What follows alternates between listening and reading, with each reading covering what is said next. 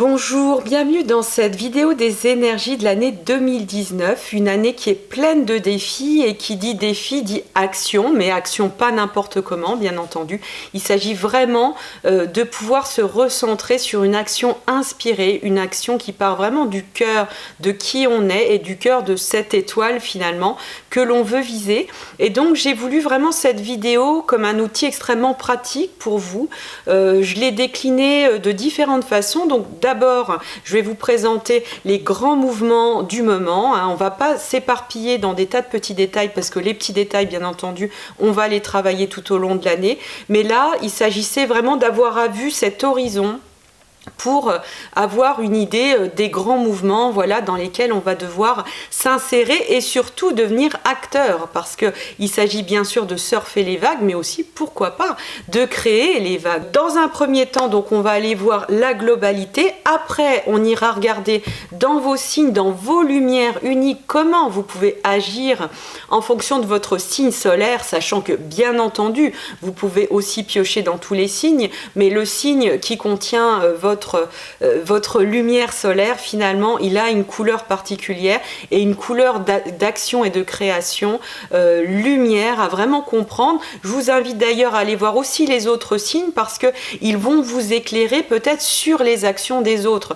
C'est-à-dire que si vous êtes bélier et que vous connaissez bien vraiment les missions de type scorpion, les missions de type capricorne, eh bien vous comprendrez mieux plutôt que d'aller rapidement dans du jugement, chose qu'on fait tous, bien entendu, eh bien vous aurez un regard beaucoup plus élargi, beaucoup plus apaisé et encore plus à même de déployer votre propre rayonnement. Donc comprendre les autres, c'est toujours tout aussi intéressant. Et puis également, dans cette vidéo, en accompagnement de cette vidéo, j'ai créé un livret d'accompagnement que vous pourrez télécharger gratuitement, comme l'année dernière.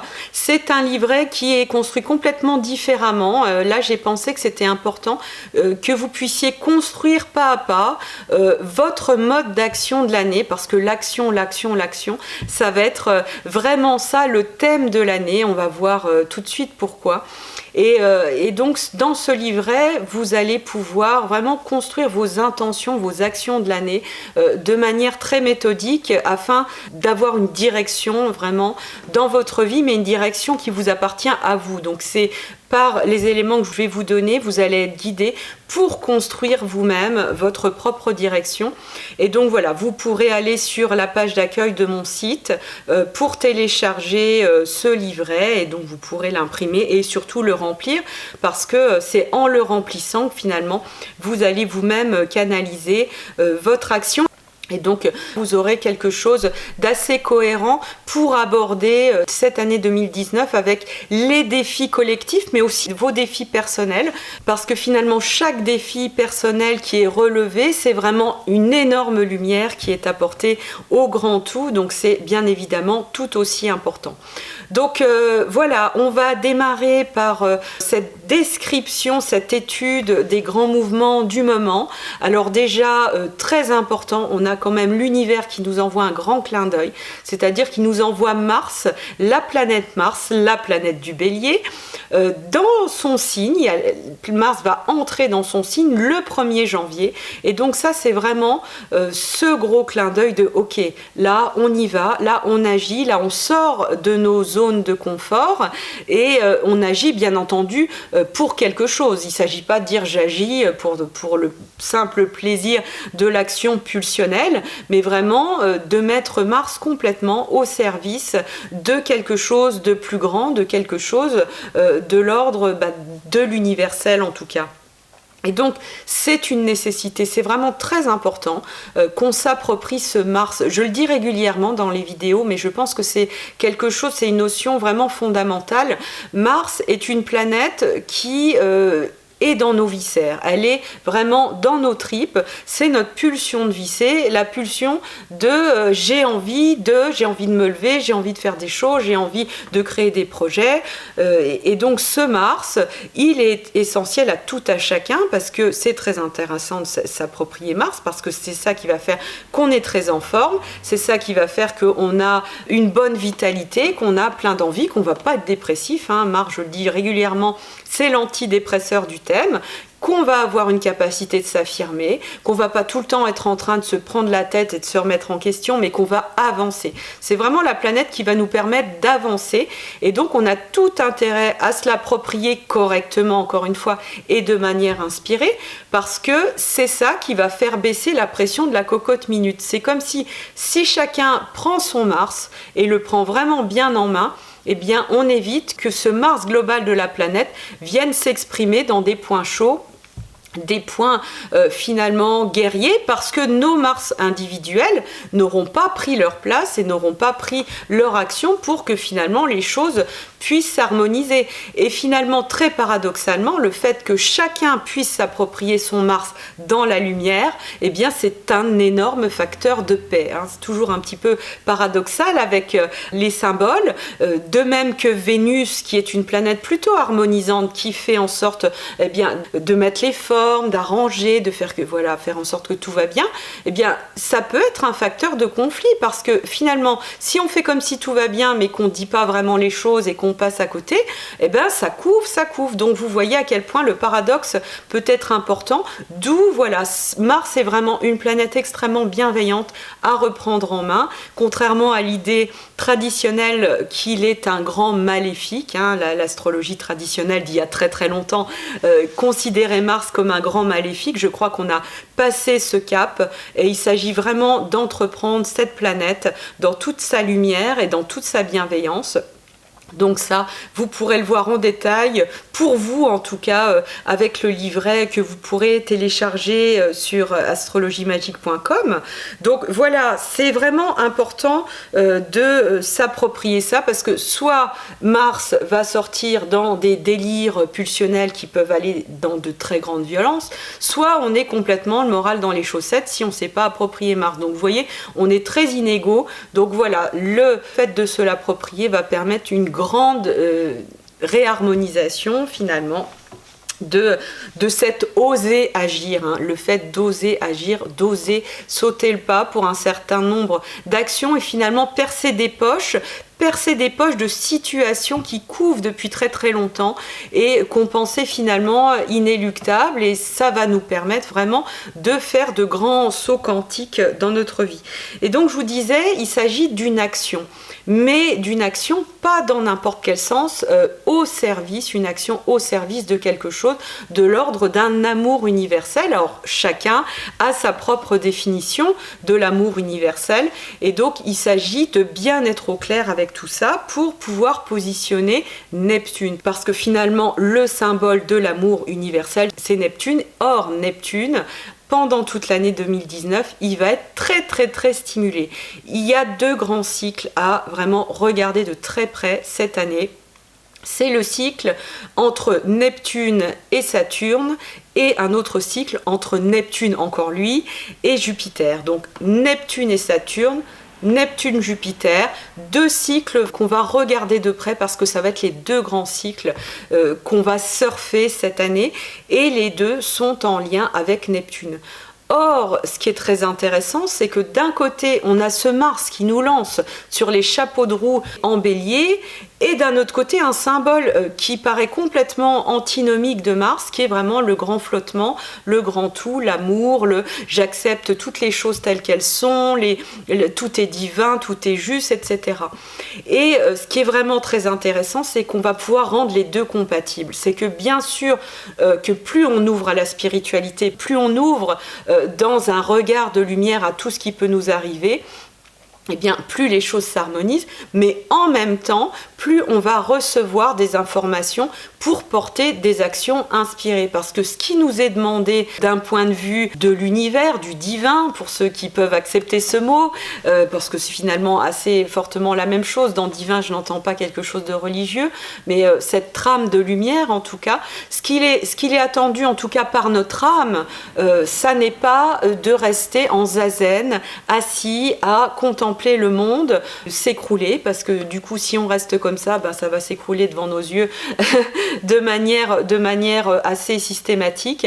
Or, ce qu'on nous demande, c'est une mise à l'action. C'est à la fois effectivement le zazen, qui est absolument important, parce que sinon on va agir n'importe comment, mais en même temps, à chaque fois, de nous mettre dans des actions et d'oser exprimer, d'oser agir toujours dans une optique beaucoup plus large. Et donc, dans un premier temps, on va regarder, bien entendu, ce qui se passe avec Neptune et Saturne. Neptune et Saturne, pour bien les comprendre, il ne s'agit pas de prendre une photo instantanée, oh là là, 2019, Neptune, Saturne.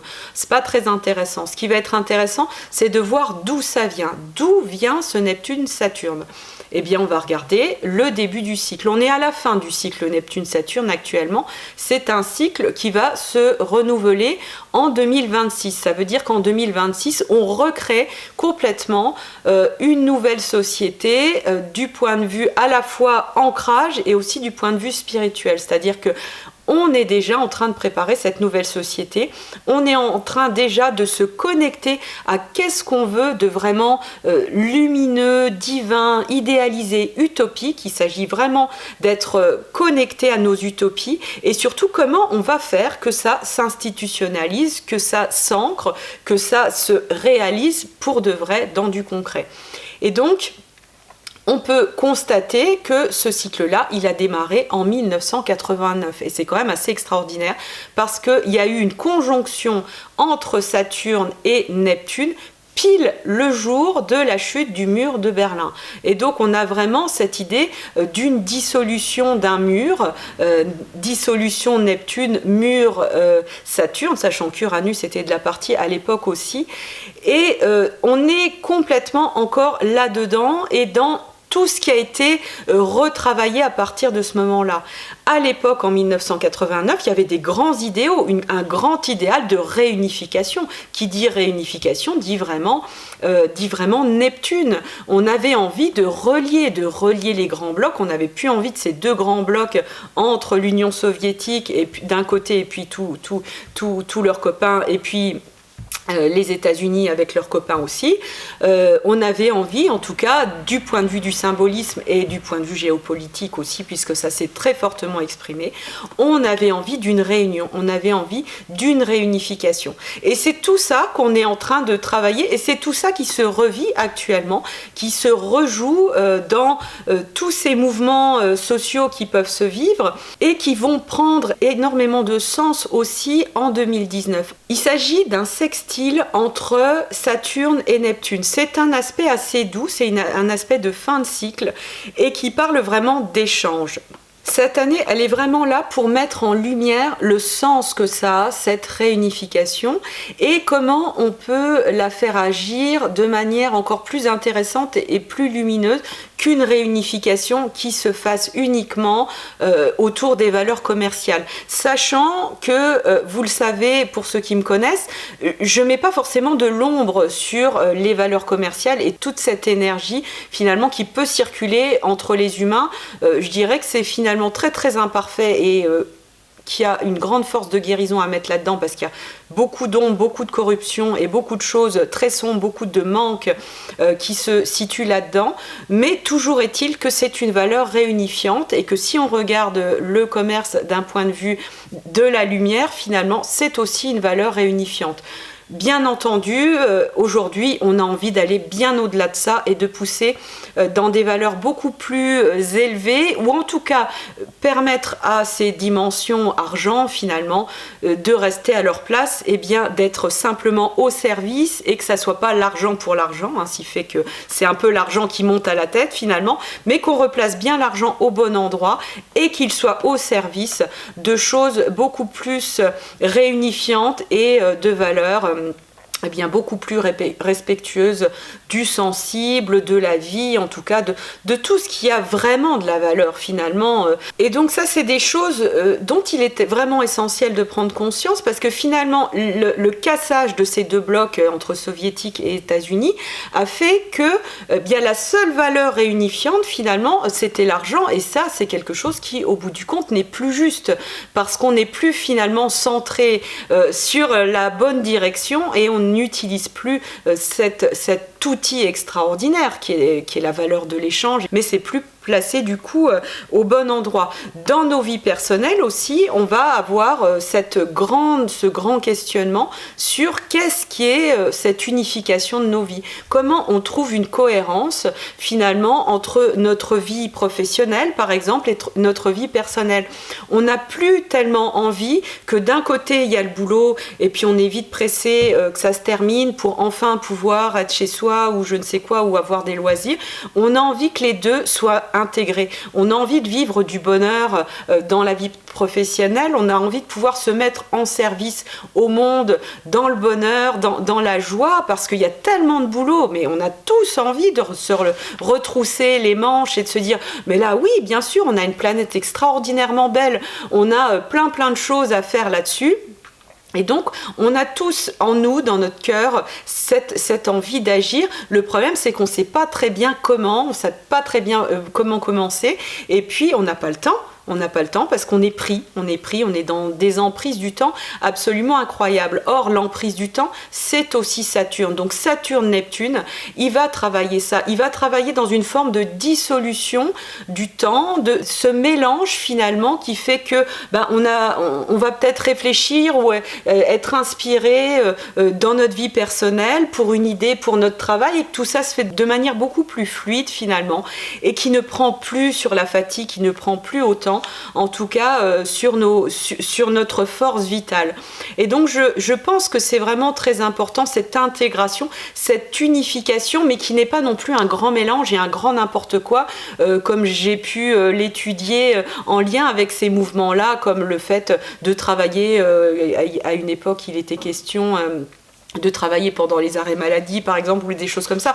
Il s'agit vraiment d'être très posé et cohérent par rapport à ça et de ne pas pas partir n'importe comment du point de vue de la législation, mais à titre individuel chacun de s'interroger sur cette intégration et cette unification de toutes nos parties de vie, ce qui ne veut pas dire encore une fois qu'on fait les grands mélanges, mais que c'est cohérent, que finalement on se sent soi-même dans les différentes parts de sa vie. Et ça, c'est très Neptune, Saturne. C'est en même temps très ancré dans le réel, dans des domaines de vie concrets, et en même temps très mélangé avec une forme de natation synchronisée finalement, où tout est cohérent, où ça coule, où on n'est plus dans cette espèce de tumulte, parce que c'est fou cette vie où on court, on part en voiture dans telle direction pour aller chercher machin, pour aller retrouver ça, pour aller faire des courses vite fait. Voilà, on est vraiment dans quelque chose où on va vite faire parce qu'à un moment,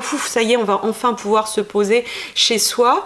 Et ça doit pouvoir se faire de manière beaucoup plus fluide avec de nouveaux moyens justement de service au monde, où il y aura plus d'humains, où il y aura plus de liens, je dirais, de liens humains vrais, magiques, où on est content finalement peut-être d'aller dans un commerce local pour prendre son repas, pour prendre le temps, pour pas simplement manger très vite. En tout cas, voilà, je pense que vous pouvez certainement vous reconnaître dans ce type de vie, dans ce grand tumulte qui fait qu'on oublie vraiment, on oublie l'essence de la vie finalement.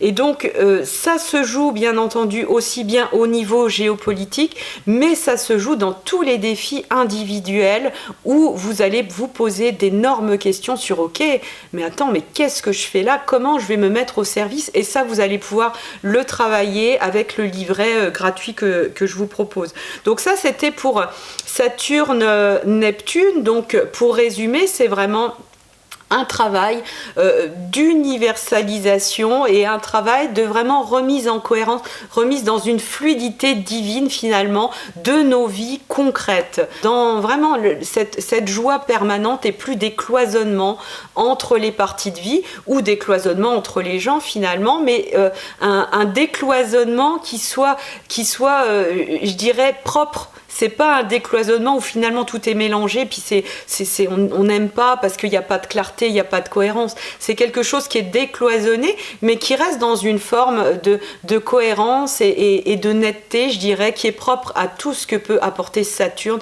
de lumineux. Moi, je suis une grande amoureuse de Saturne, vous le savez, et donc Saturne est là pour amener cette grande cohérence et cet ancrage dans une forme de sérieux lumineux qui accompagne vraiment vibratoirement très très bien Neptune. Et donc le deuxième grand mouvement qu'on va rencontrer cette année, c'est Neptune-Jupiter. Et ce cycle, il est vraiment aussi en lien avec le sens, la direction de notre vie. Quelle direction on va donner? Jupiter et Neptune sont vraiment deux planètes qui se parlent bien, deux planètes qui parlent le même langage. Elles sont dans une forme d'universalisation, elles sont très missionnées, elles sont des planètes vraiment mission de vie.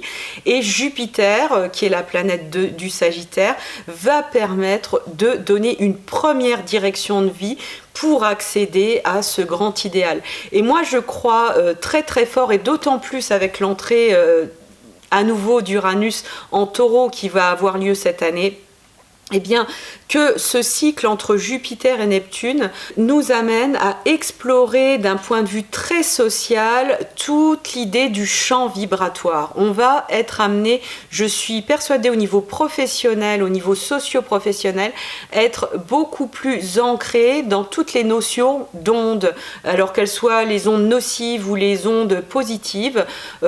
Pour exemple, moi je dirais que je suis vraiment un pur produit, je le dis très souvent, de tous les magnétiseurs, de toutes les personnes qui se sont vraiment penchées sur moi pour me permettre d'accéder à vraiment un épanouissement de mon être.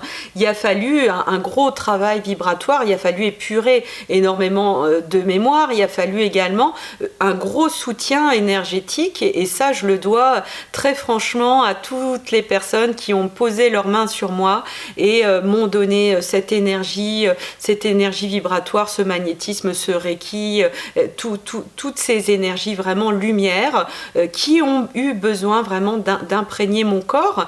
Et ça, je crois que c'est vraiment, ça fait partie des grands défis de cette année et surtout des années à venir. Plus on va être bien dans nos corps énergétiques, sachant qu'on est soumis à énormément de champs perturbants, mais qu'on va apprendre aussi à intégrer et à digérer de manière toujours plus experte, avec un corps qui a cette immunité vibratoire qui se forme aussi. Mais en attendant, dans ces grandes transitions, eh bien, on va avoir besoin de toutes ces personnes qui sont là pour nous remettre de l'énergie. Toutes ces personnes qui travaillent au niveau géobiologie, vibratoire, travaillent sur les lieux de vie, raccordement à la nature, toutes ces choses qui nous ramènent au vrai, au réel, au taureau, eh bien, ça va être vraiment extrêmement essentiel. Et donc, Jupiter et Neptune, dans cette lignée, nous donnent une direction. J'ai vu qu'au moment de la conjonction de Jupiter et Neptune, qui a eu lieu en 2009, pile en conjonction sur Chiron, là encore c'est au couteau, ça s'est passé au moment d'un Grenelle des ondes, et ce Grenelle des ondes, et finalement il a un petit peu avorté, mais il était quand même une première semence sur, ok, notre état vibratoire, c'est quand même le premier pas de notre état de santé, et plus on va être à l'aise vibratoirement, plus on va être capable de gérer les stress, parce qu'on est soumis à tout un tas de stress. Le stress, c'est pas négatif, c'est ce qui fait aussi qu'on se réveille et qu'on va pas rester dans des croyances que tout va bien, hein. C'est aussi quelque chose qui nous permet d'évoluer, hein. Ça c'est l'ami Uranus qui nous y amène, mais il va falloir à chaque fois pouvoir retravailler ces stress, et donc ce travail sur le corps, alors que ça passe par le sport, effectivement par le magnétisme, parce que bon, ça a été beaucoup ma voie, mais d'autres choses qui nous permettent vraiment d'aller au-delà et de retrouver cette direction, ça va être vraiment essentiel. Donc voilà pour l'année. En résumé, on est vraiment dans ce travail de réharmonisation, de préparation en vue de l'année 2020, et pour être fin prêt, il va s'agir d'être vraiment centré sur notre direction. Ok, où je vais? Je sais que j'ai une mission, je sais que j'ai quelque chose à faire, même si cette mission elle est juste sur mon entourage, c'est infiniment divin, même si cette mission elle prend plus d'ampleur, peu importe, c'est pas vraiment tellement le but de savoir s'il y a des petites ou des grandes missions, mais vraiment quelle est ma mission. Ça c'est Jupiter, Neptune qui nous l'amène, et comment j'ancre cette idée de réunification avec Neptune, Saturne, et enfin une fois que j'ai compris tout ça, eh bien j'agis, je mets Mars en route. Donc tout ça, vous allez le travailler très précisément dans le livret. Maintenant, on va aller voir vos 12 signes. Alors comment ces 12 signes vont se mettre en action? On va partir du Bélier. Alors bien entendu, Bélier, premier signe, c'est le signe sur la sellette dès début janvier qui va nous éclairer justement sur le mode d'action. On peut être très inspiré des Béliers, ça ne veut pas dire qu'il faut faire comme le Bélier, parce que le Bélier a justement parfois une tendance à être vraiment dans une pulsion directe, non réfléchie, mais on a quelque chose à en apprendre, et c'est toujours très intéressant de voir le Bélier agir sans aucune, je dirais sans aucune peur, sans aucune culpabilité, et ça il va falloir vraiment tous s'en inspirer un brin pour comprendre comment fonctionne cette énergie pulsionnelle et comment on peut se la réapproprier. Donc dans votre expérience, vous aurez certainement l'occasion de rencontrer ça.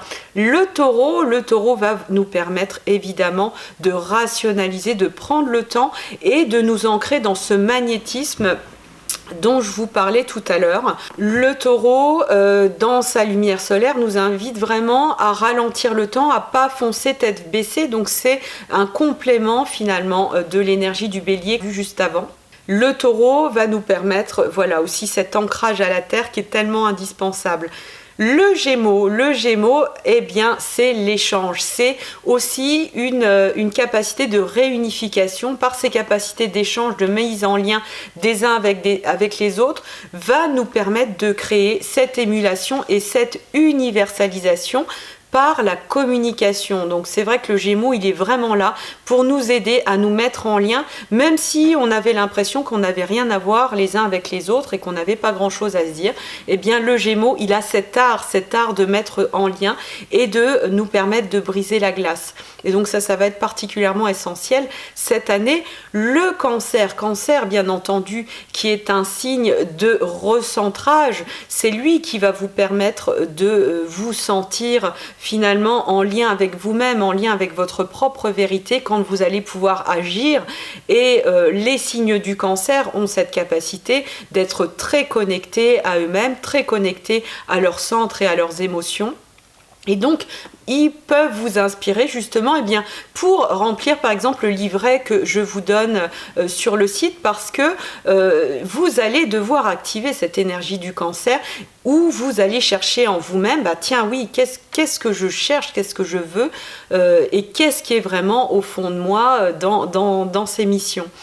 Le signe du lion est vraiment le signe de l'expression, ça va être vraiment le signe copain du Bélier, le signe copain de Mars, c'est-à-dire qu'une fois que Mars aura percé son envie d'agir, on va agir bien entendu pour créer, pour faire quelque chose, pour créer quelque chose qui nous fait plaisir et finalement qui nous met dans un lien de l'enfance. On a besoin de nous reconnecter les uns les autres par le biais de notre enfant intérieur, et ça le lion il sait faire, il sait reconnecter à son propre enfant intérieur, et donc on va pouvoir être vraiment très inspiré par les lions cette année qui créent, qui sont dans la joie sans arrière-pensée.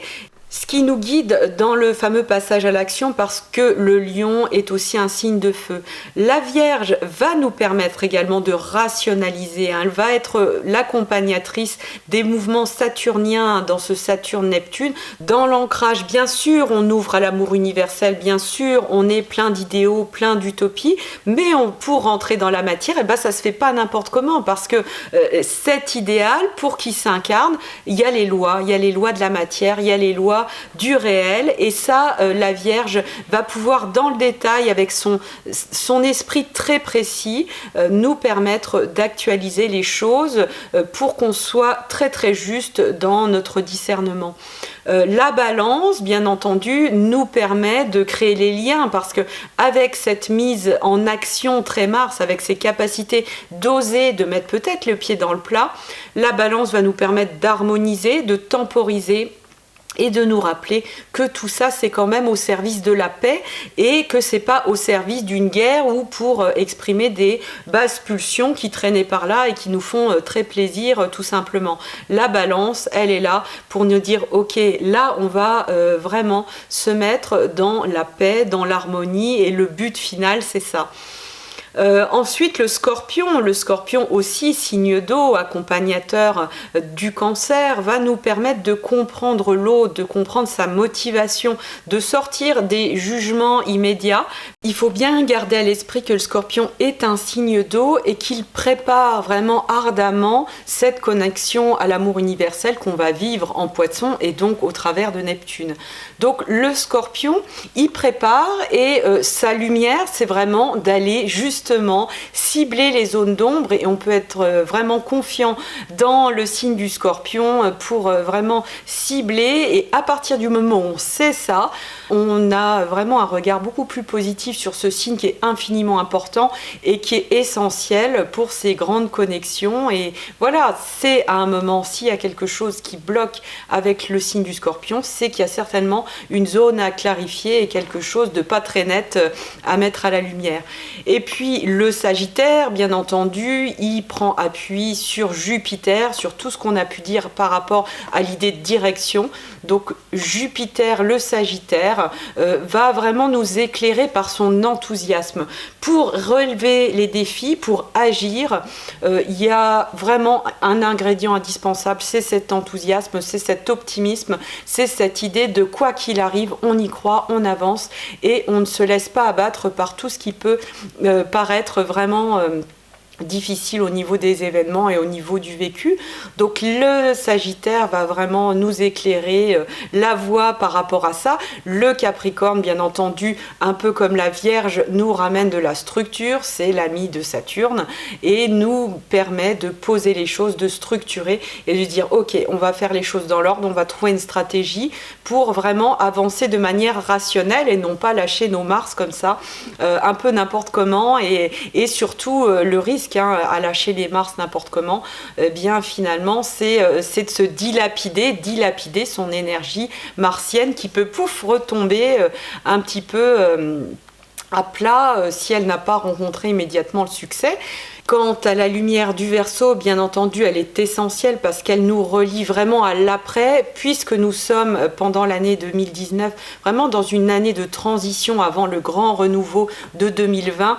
La grande vertu du Verseau, c'est d'être très visionnaire et d'avoir une capacité à voir très loin, à innover et à voir en ligne de mire, en tout cas de manière intellectuelle, eh bien un savoir de ok, on va vers là, ce qui est plus humaniste, ce qui est plus lumineux, ce qui est beaucoup mieux pour tout le monde et pour l'humanité, pour la vie, c'est ça, c'est vraiment permettre à cette étoile de se définir en lien bien entendu avec tout ce qu'on peut voir comme direction avec le signe du Sagittaire. Et puis enfin bien entendu le Poisson, le signe du Poisson particulièrement connecté vont être des lumières pour nous inspirer à l'amour universel parce que dans le Poisson c'est inné.